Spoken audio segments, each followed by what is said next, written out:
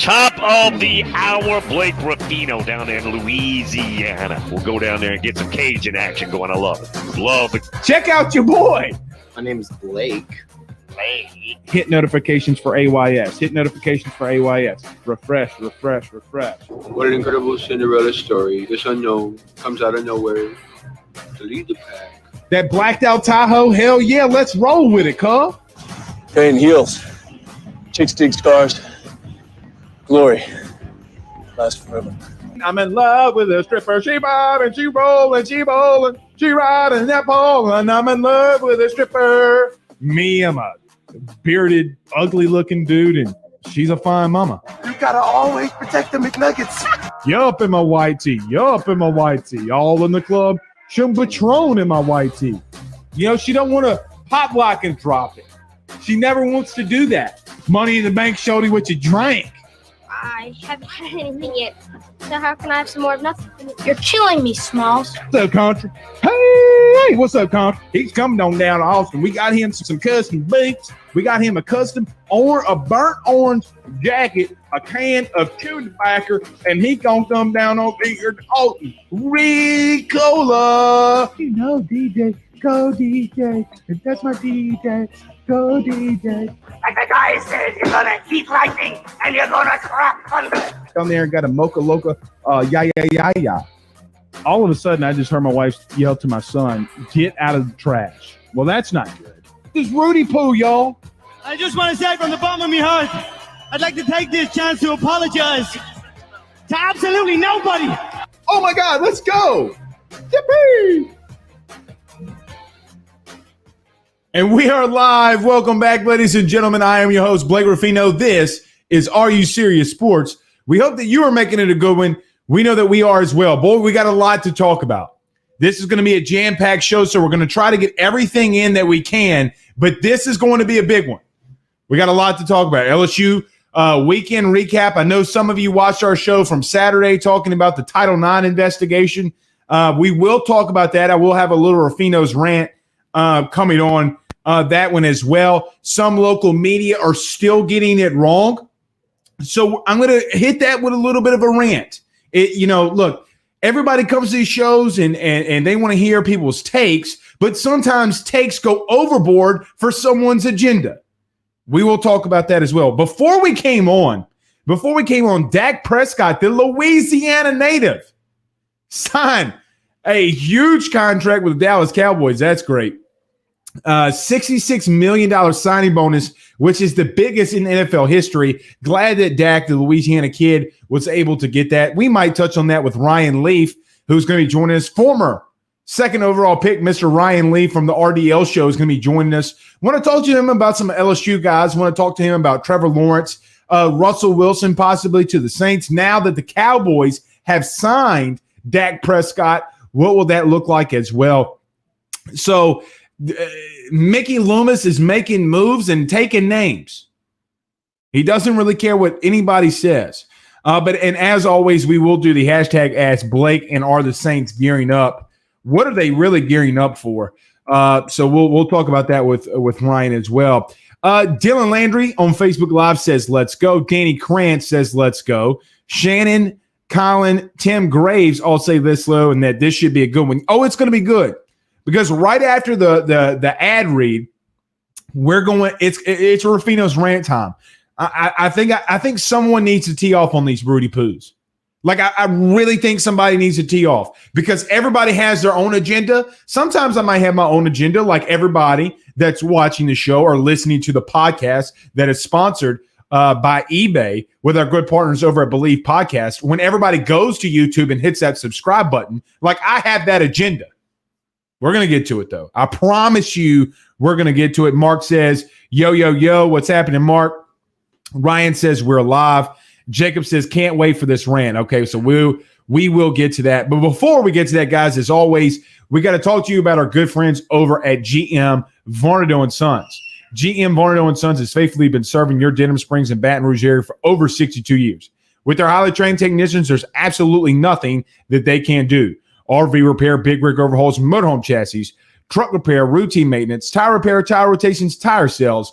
No job is too big or too small over at GM. Give them a call today at 225-664-9992. That's 225-664-9992. Or go see them over at 2500 Florida Boulevard, Denham Springs, Louisiana. And these guys are just killing it, and girls are killing it. At your home team, go to team.kw.com. If you live on the North Shore and you're looking for a new home, team.kw.com. Meet with one of their great real estate agents today. And if you tell them Blake Ruffino sent you, I know that they'll give you a special offer. That's 985-467-7355, 985-467-7355. And tell them your friend Blake Ruffino sent you on by. Richie Roche, who's also a sponsor of AYS, we will get to right before we get Mr. Ryan Leaf on, says, I'm ready to see what the Saints come up with. Hopefully Russell Wilson. We're going to talk about that with Ryan Leaf, who's got a lot of connections inside the NFL, works with SiriusXM, NFL Network. He's really connected into the NFL. I really want to ask him what he's thinking about Russell Wilson. Will he stay or will he go? That's definitely a question that we're going to get into. But however, we got to get into this because I kind of want to move past a little bit of the Title IX stuff, right? And so today, I feel like we have to address it again, but today I kind of wanted to be over with. But the reason that as my son's screaming in the other room because he hates bath time, but the reason that we have to touch on this is because there are other people from other shows who sometimes give false information. Let me give an example. If you're in the camp, the really Rudy Poo camp of fire Ed Orgeron because of what happened in 2017 in this Title IX investigation, you might want to reevaluate what exactly it is that you're spewing off at the mouth. Here's why. Because in that Title IX investigation, it complicitly showed, since you like the word complicit, it complicitly showed that Ed Orgeron, when dealt with sexual allegations, gave it over to the Title IX investigation unit for its handling that was then investigated, or sometimes, which is LSU's fault, not investigated. So there is some parts of this that LSU had a wrongdoing in. Let's not act like LSU is just rosy in all of this, because they're not. But if you want to be in the camp that says fire Ed Orgeron, that tells me two things. And for every LSU fan that's out there, should tell you two things. Number one, that they didn't read the Title IX investigation. They probably heard it on YouTube or Facebook Live, just like me and you did. And they didn't read the investigation thoroughly enough to give a good conclusion of what it is that they think needs to happen. Now, I'm not going to come on my show and call for people's jobs. If other people want to do that, that's up to them. If you want to call for Verge Allsbury's job, you want to call for Miriam's job, so be it.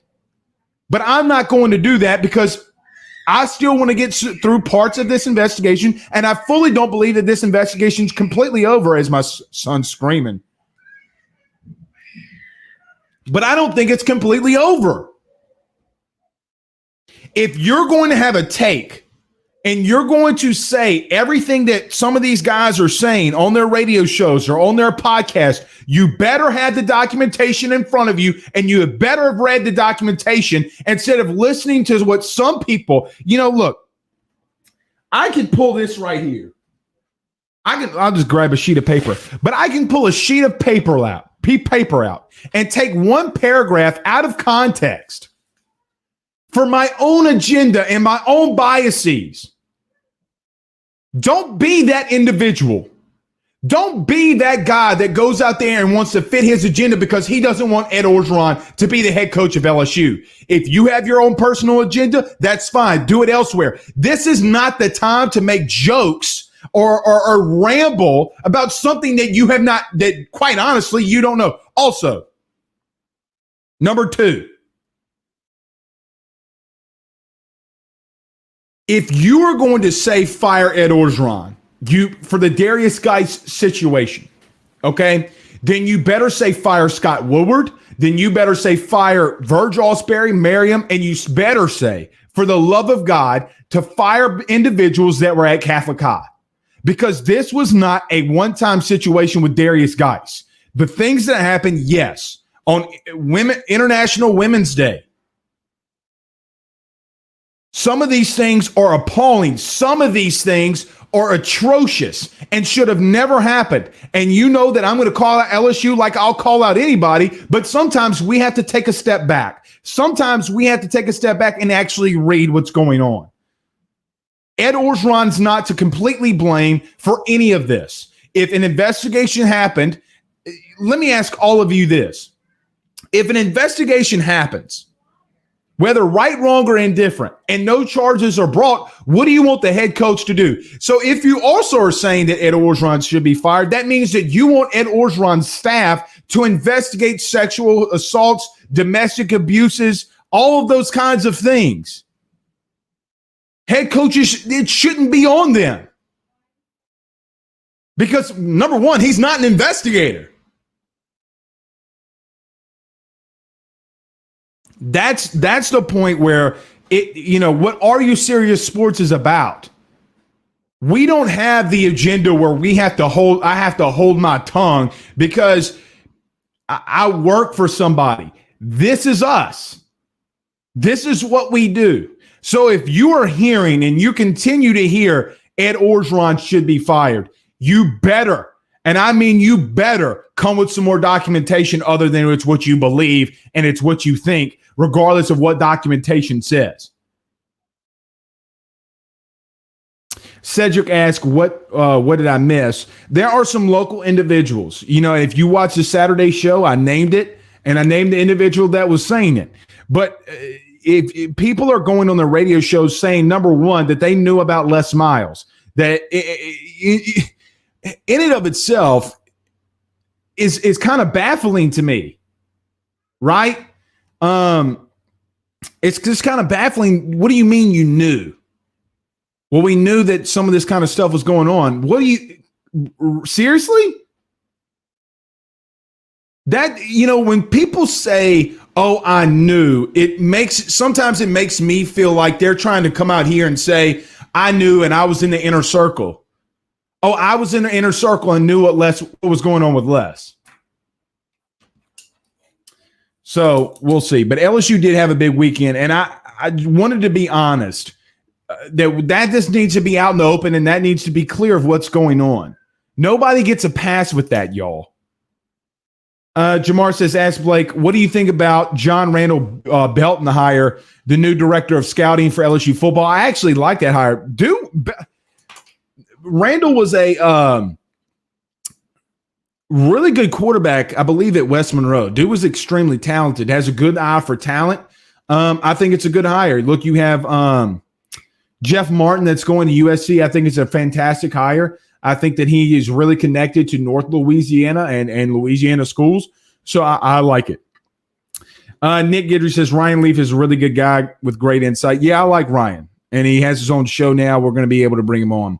Brian Viator says, great show, Blake. I'm so bummed out about the negative stuff with LSU. I'm afraid it's far from over. Let's hope we can get a pass on the positive side.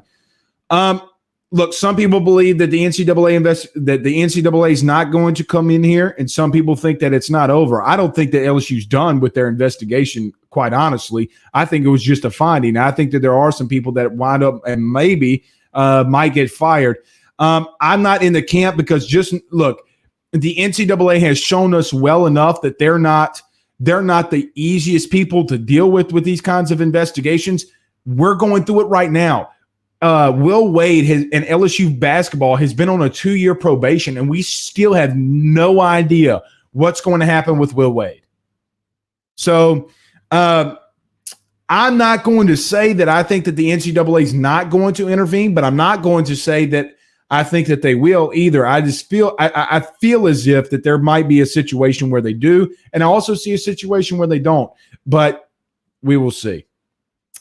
Lamar says, Ed has handled LSU well in the midst of controversy. He is the perfect guy for LSU football. And look, here's the problem with all of that, with all of this is, and I see a couple people asking, Blaine Smith says Moscona. Yeah, I mean, I'll just say it was Moscona. Moscona was going out there today, and he went out there this past weekend talking specifically about fire Ed Orgeron, because at the end of the day, it has nothing to do that was in that investigation, because he did. I would make the argument and would love to debate the man. I don't believe that he read that investigation. There's no way that he could have read that investigation and said that Ed Orgeron was complicit in what he did, when you legitimately have emails from Ed Orgeron to Verge Ausberry and not get involved in sexual harassment cases and giving it over to the Title IX office. Then if you want him to get involved, you're wanting a head coach to investigate it. That's not going to fly here, man. But also in reference to, oh, look at here. Brandon Hollingsworth. He says, "What's up, Big Daddy? It's your hashtag lanky lender." I love it. What's up, Brandon? My good friend. Y'all got to go get holla at my boy. Marvin Mackey says that boy Geis is wild. Yeah, he is. And look, he needs help. He needs mental counseling. He needs some serious help.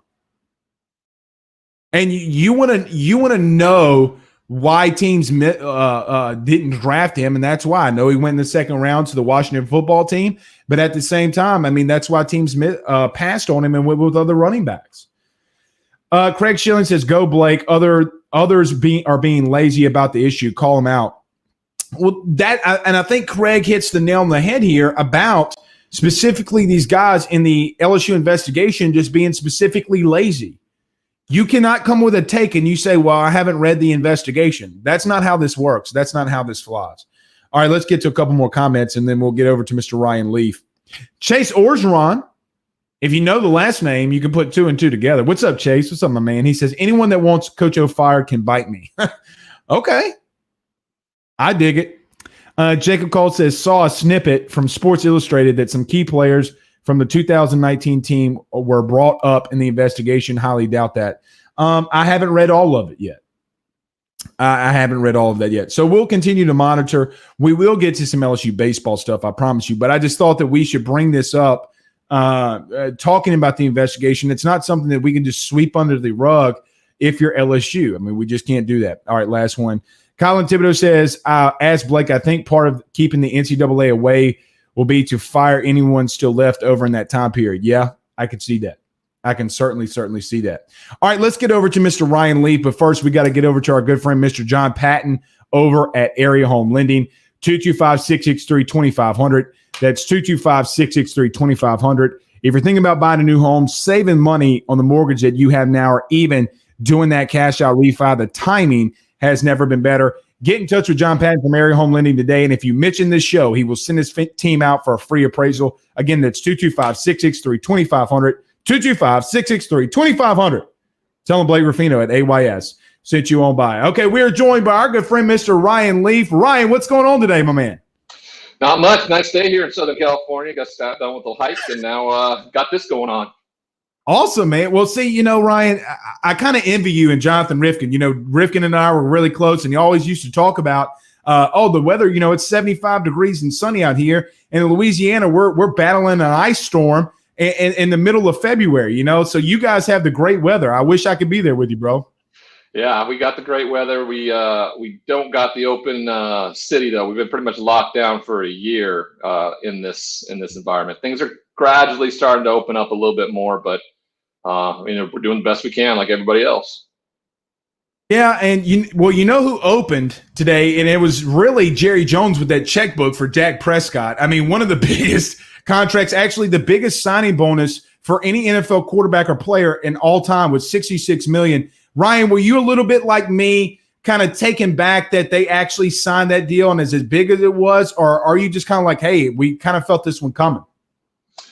Well, I haven't seen a quarterback play more impressively than Dak Prescott over the last 5 years. Really, the team has to be better, but his play, his contribution, that's what you're looking for in a franchise quarterback. And guess what? That's what the market demands now. It just does. So you're going to have to pay them that type of money if you want to keep them around. You can keep franchise tagging them; they're going to make anywhere $32, $34 million, and then you let them go somewhere else. And in free agency, or you lock them up. And so they locked them up for 4 years. I was telling Rifkin today that I was born in the wrong decade when it came to playing quarterback. My contract was big, but it was not Dak Prescott big. Right. Well, it's funny too. I always make the joke, if I die and come back to life, Ryan, that I want to be a fired head coach in the SEC, right? Like that's my goal. I want to have success, but I also want to get fired for the 20 to 30 million, right? I mean, I'm right there with you. Ryan, I was listening to you, and I want to stay in the NFL and then get over to some maybe some LSU and some draft prospects. Russell Wilson, I was listening to you. Do you really feel that there's a chance that he's going to be moved from Seattle? Because here in New Orleans and here in Louisiana, everybody feels and wants the Saints to really pursue Russell Wilson. I don't know if the Saints have the capital to go get a Russell Wilson. What do you think is going to happen with that situation with Russell, even though he does have the no trade clause? I think he stays in Seattle is what I think happens. Yeah. There's too much of a hit on the cap for any team to pick it up. Now, if any team does, they could come to Seattle with an unbelievable offer of draft picks, and they have to have the ability to take on that cap hit when and on that salary. So there are a lot of variables that go into it. But they could come with this great package to Seattle, and Seattle says, "Here, Russell, here's this deal," and Russell goes, "I'm not going there."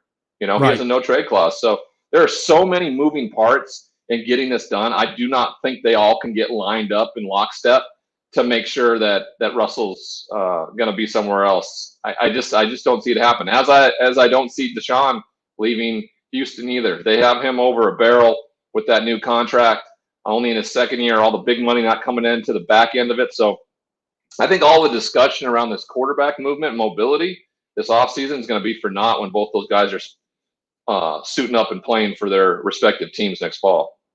So then bring up an interesting point, and we have Todd on Facebook Live that's asking the question that I was legitimately about to ask. If the Saints, for whatever reason, couldn't sign or get Russell Wilson, do you think that Jameis Winston is going to be the next quarterback for the New Orleans Saints, or do you think that they try to stay with Taysom Hill? Well, from what we've heard, Sean Payton's very taken with Jameis Winston. We didn't get to see much action of him, and he didn't get much playing time. So how do we know what he's going to really be like when he steps into that position? It's interesting. I'm also still really interested with the fact that Drew Brees hasn't come out and announced his retirement yet. I know they adjusted his contract to lower it for salary cap purposes. I think this New Orleans Saints team's in a real situation when it comes to the quarterback position, because I don't think Taysom Hill showed us anything last year that he was a franchise starting quarterback. Now, he's a hybrid of all sorts and can do some amazing things, and they've paid him accordingly. But I'm still interested until I hear Drew Brees utter those words, "Hey, I'm done. I'm moving on. I'm going to step into that NBC Sports box and call some Notre Dame games." I expect him to probably be on the field next year until I hear something different. Ryan, everybody in the state of Louisiana that's either listening or watching live is giving you a round of applause, because that's the central thing that they're saying, right? That they have to see it. It's like the old saying goes, you have to wait to see it before you can believe it, and that's the same thing. And Drew's still working out. Ryan, he was really I don't want to say it was a very bad season for Drew, but sometimes it was. How do you think that if he does come back, how do the Saints need to structure their team to get back to some more wins and make another playoff push? Because some people feel that Drew, he's just not like he used to be. Do you think that the Saints need to go full Denver the last year of Peyton Manning, or can they still win with Drew the way that they've been doing it over the last couple of seasons? Well, yeah, if the Denver Broncos can win in Peyton's last season, then the New Orleans Saints can. That defense is impressive. And they gotta shore up some things. The cap is a big issue. It drops to $180 million. There's going to be some casualties, but that defense was pretty special. This is also a Drew Brees and a team that beat the Super Bowl champions twice this year. One time humiliated them on primetime television in their own house. So let's not walk away from this and thinking like the end all be all. They probably have one of the most disappointing performances in the last few years because of their ousting in the playoffs, where they were so close. They had the most wins in the regular season. They just have to translate that into the postseason and try to get them back to the Super Bowl. I think they can. If Drew Brees feels like he can compete, don't forget he got his ribs cracked, broken this year. He was as beat up as I've ever seen him. So if he can come back healthy, and I think that's why this has taken so long, he wants to see what his body feels like fully healthy after the season's over. Now, if it's still bothersome and still giving him a hard time, and he just feels like he can't sacrifice that amount of time that he puts in at being the quarterback for the New Orleans Saints, then I think he sets that press conference and talks to us all. But until he has that realization, I expect him to be the one suiting up at quarterback, and that guy is good enough. He's much better than Taysom Hill as your starting quarterback for 16 weeks, and I think he's much better than Jameis Winston right now in your starting lineup for 16 weeks. I really believe that. And look, Taysom led the NFL with fumbles with 10. I mean, he really struggled. And look, from one athlete to another, and you played at a higher level than I did.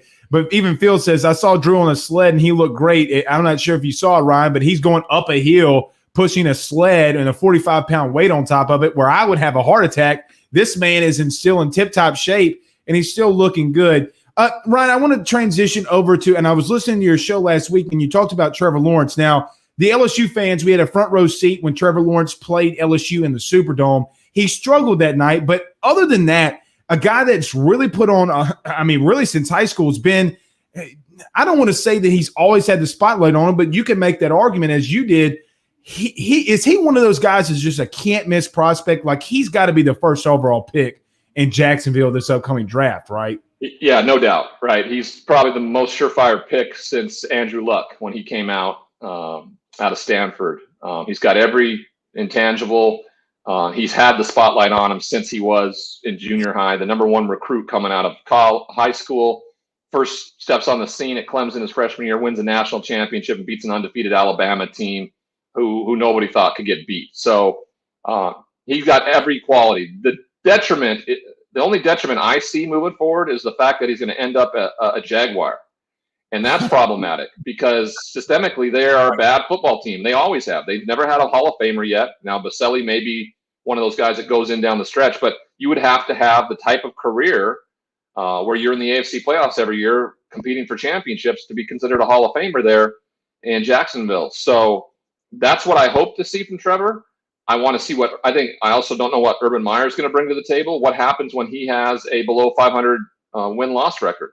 He's never had one in his whole career, and we've seen how he's walked away when things have gotten difficult before. So what happens when this team is 4-12 or 6-10, and they're struggling? Is he willing to lose through the development part of this? He's never been a part of that. It will be very interesting to see how both of them deal with it. I know Trevor will deal with it in the best possible way because he's just about the most mature and stand-up individual I've ever met. And Ryan, I know that he's 6'6", and I know that people know that he's tall, but even seeing him in person, you don't realize how big of an individual he is, right? Like his legs, his calves, he's got a huge arm. I mean, he's not a little guy in and of itself. I mean, he might look like a stick on TV, but when you're up and close in person, the dude's just he's built, he's got a good arm. Ryan, the only thing that, and you might be able to talk to this and maybe ease some people, because we've talked about Trevor Lawrence.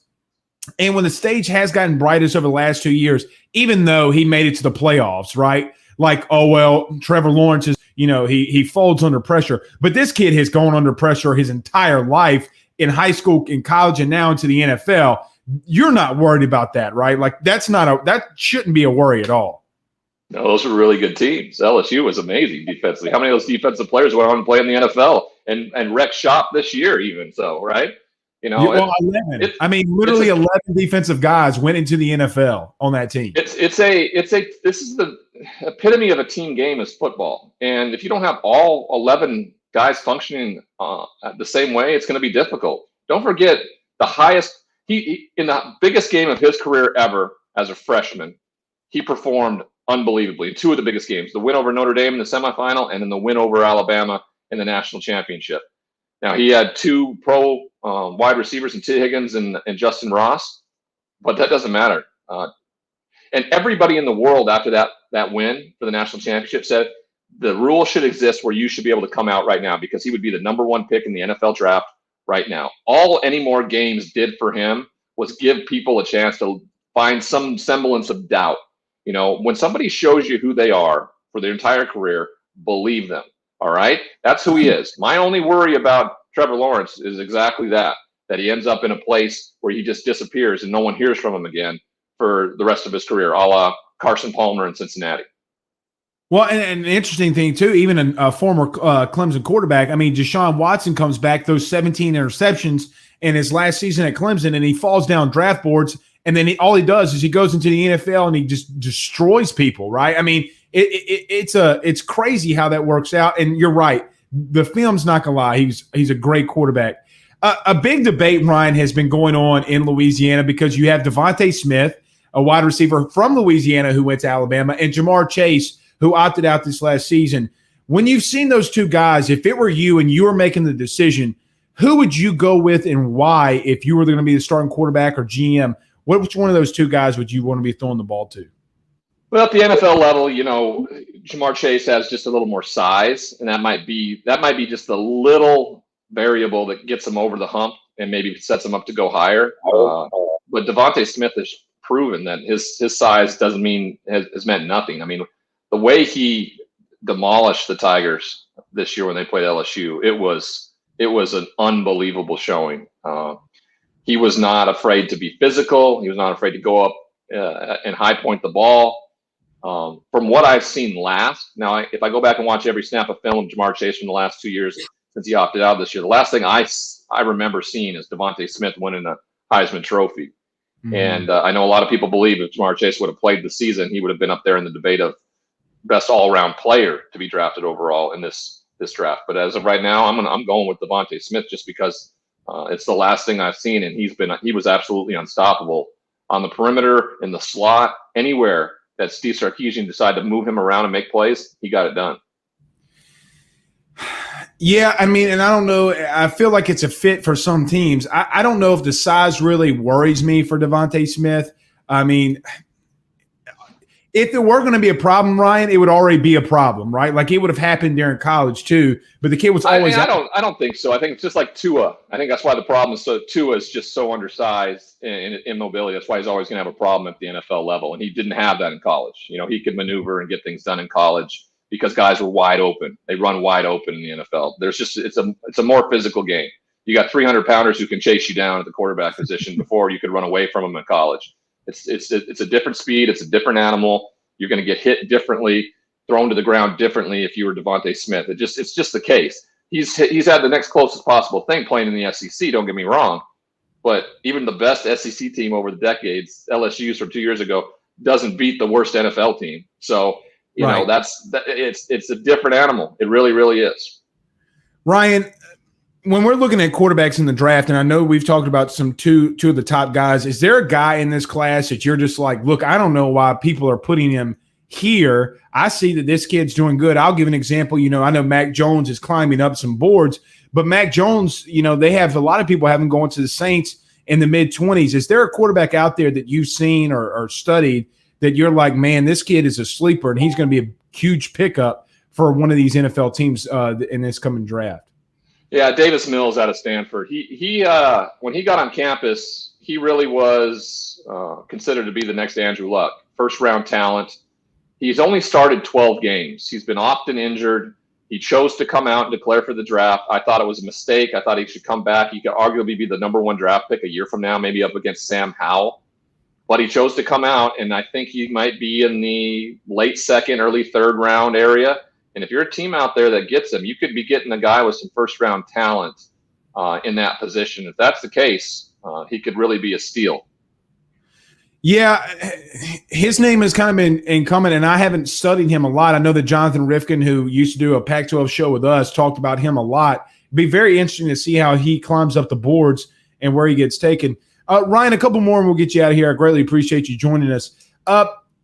I kind of want to go a little bit back in college since we were talking about the Pac-12. It feels like the Pac-12 hasn't been able to get over that hump that they've been on, getting back into the college football playoff. How do you think a team like a USC or Stanford or Oregon, what do they need to do to get back there and be, I don't want to say relevant because I feel like USC, Oregon, and these teams are always relevant. I don't know why people say that in my opinion, but what do you think that they need to do to get over that hump and start making pushes inside of in the college football playoff? Well, you need an elite team. You need a team. I mean, if the ACC isn't all that good, the SEC from top to bottom isn't as good as the Pac-12. The Big 12 is the same. Oklahoma's always at the top. What's it about the Big 10, right? It's Ohio State. You have to be an elite team. And you know what? I've fought this tooth and nail on whether or not I like the Pac-12 conference when I don't know who's going to win every single weekend. Like when I watched USC play, Stanford, I don't know who's going to win that game. When I watch Oregon go on the road and play Washington State, I don't know who's going to win that game because they're so highly competitive. From top to bottom, it's the most competitive conference in the country. But it doesn't get you into the college football playoff because most likely you're not going to have an undefeated team, so you won't be highly ranked enough to get into the college football playoff. What needs to change is the idea that only 4 teams can make it in. I used to think that was pretty cool. The elite of the elite get in. But what we've done is we've isolated and we have ostracized almost everybody else in college football. It's going to be Clemson, it's going to be Alabama, and it's going to be Ohio State.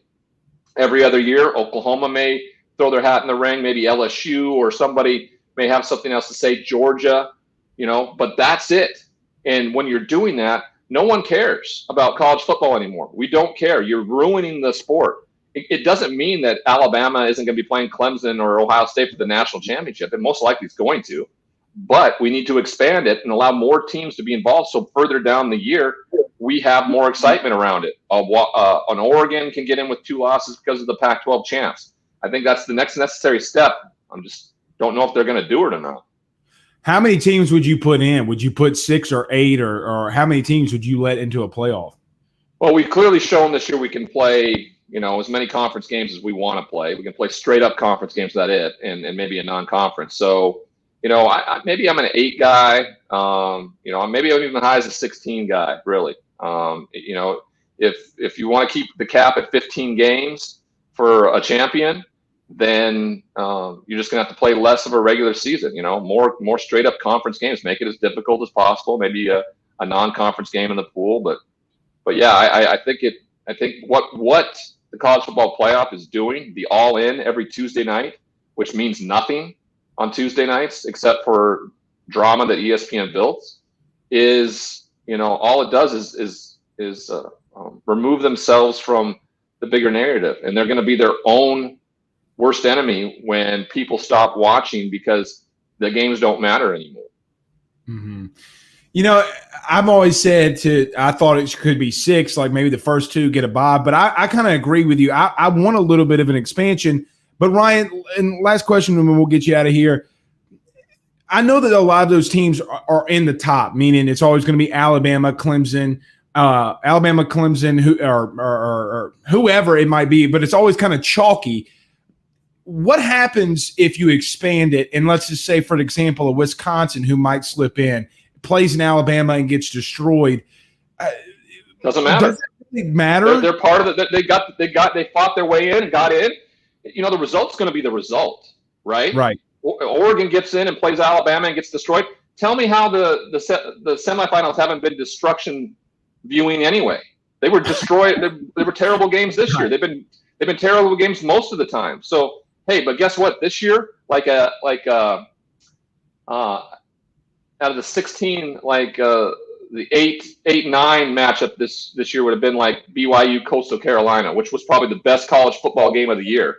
So you're going to get some better semifinals. You know what? You might get the blowout from Alabama, but guess what? Doesn't matter if Alabama's playing 16 or playing 4. There was going to be a blowout anyway.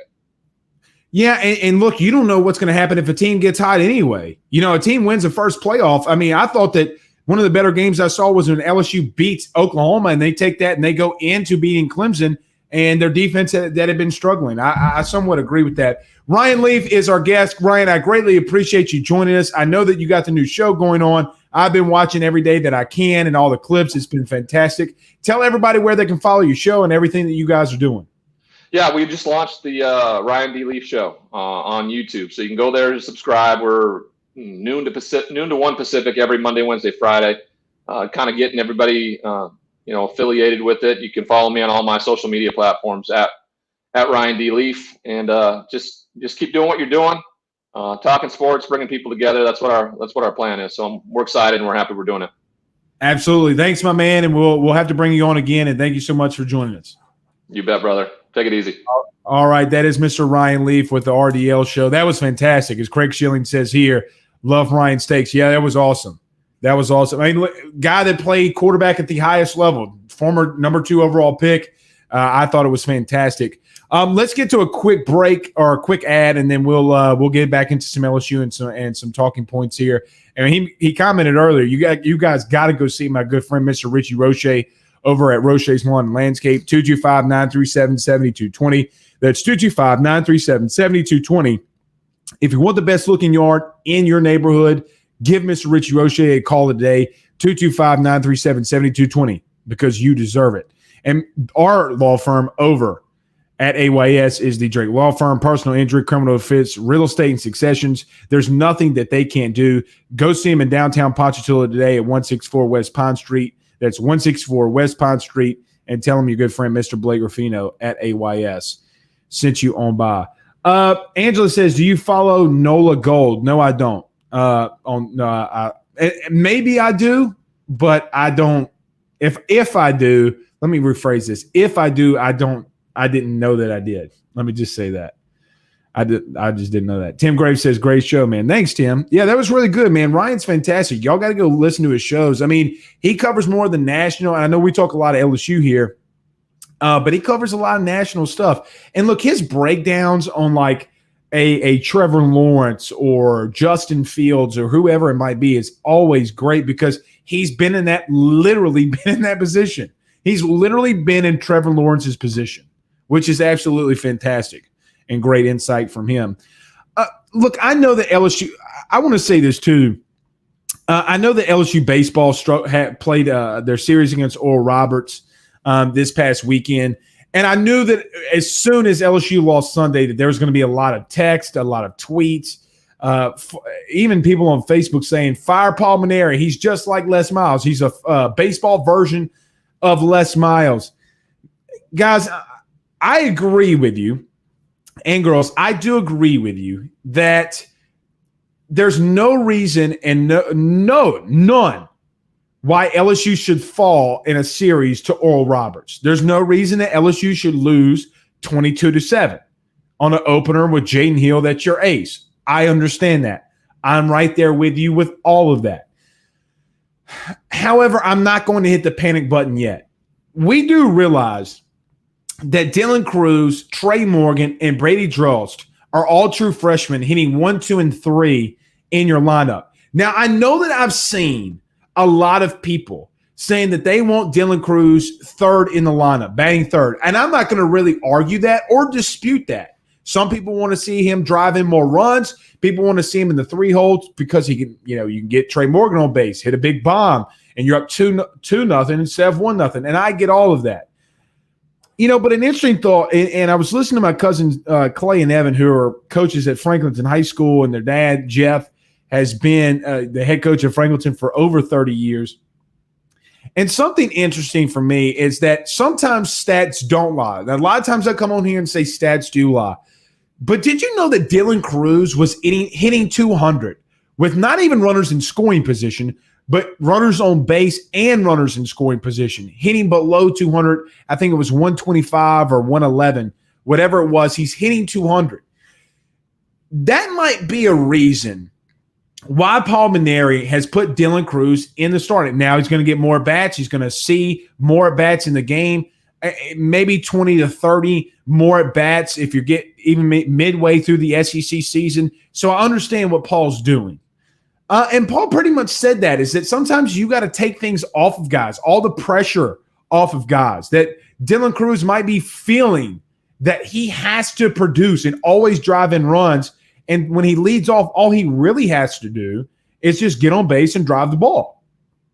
So I'm not going to overreact with Dylan Cruz leading off for this LSU baseball team, but I'm also not going to sign a petition. Somebody sent me a petition today in reference to telling Paul Mainieri that he needs to put Dylan Cruz in the 3 hole.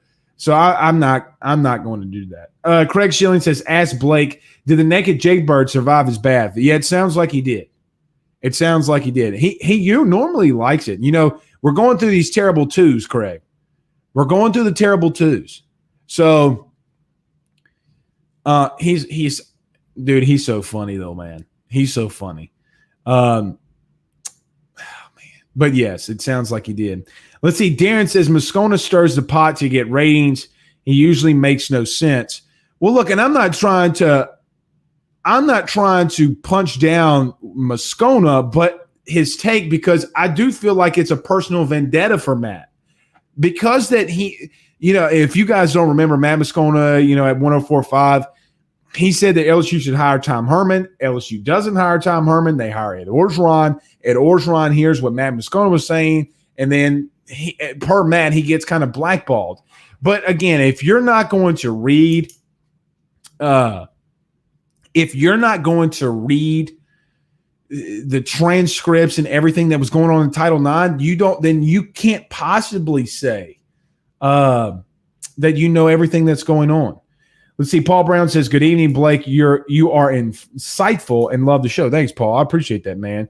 Blaine says, "I haven't watched an NBA All-Star game in a decade. How about y'all?" I watched a little bit of it last night. I watched the 3-point challenge with Steph Curry. I thought look, Steph is just from another planet.